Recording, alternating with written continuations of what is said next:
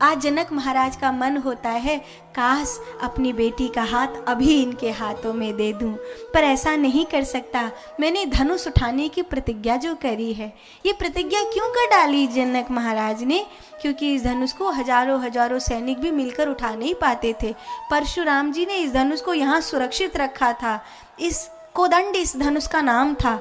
और जब इस धनुष के नीचे सीता जी ने यूं उठाकर चौका लगाया तो जनक महाराज की आंखें खुली की खुली रह गईं। और उसी दिन उन्होंने सोच लिया कि जैसे मेरी कन्या ने इस धनुष को उठाया है, ऐसे ही कोई इस धनुष को उठाने वाला आएगा, तब मैं उसके गले में अपनी कन्या का वरमाला भरा हाथ दूंगा, उससे पहले नहीं दूंगा।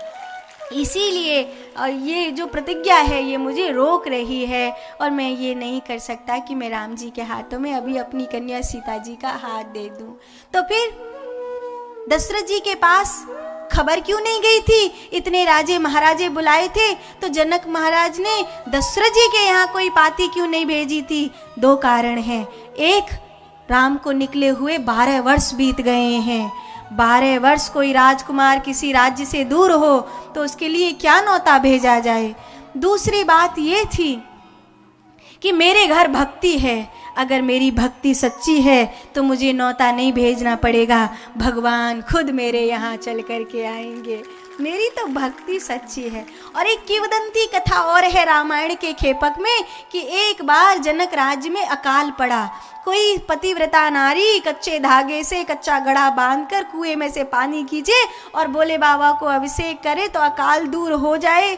सब देखने लगे सुनैना रानी की ओर। सुनैना ने इशारा किया कौशल्या जी की ओर। कौशल्या जी के पास पाती गई।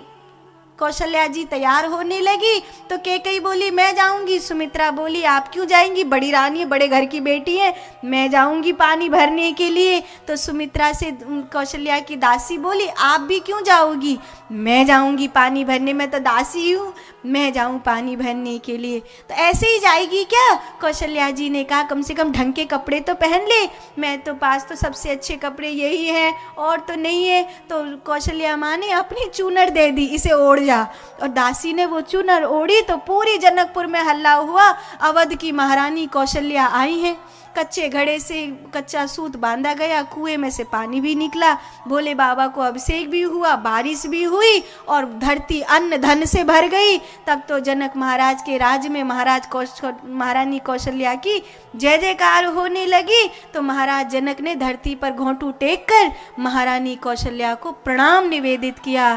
तो दासी ने घूमट खोल कर कहा कि मैं कोई कौशल्या नहीं हूँ, मैं तो महारानी कौशल्या की दासी हूँ। तो जनक महाराज ने मन में सोची होगी कि जब बात समय पे एक जो हमारे यहाँ का काम रानी नहीं कर पाई वो काम एक दासी कर गई, तो ऐसा न हो कल को पत्र भेजूं राजकुमार के ताई और धनुष तोड़कर कोई दासी मेरी बेटी को ना ब्याह ले जाए। अयोध्या के तो दास दासी भी बड़े जादूगर हैं, जहाँ हमारे शायद पत्र ना भेजो होएगा।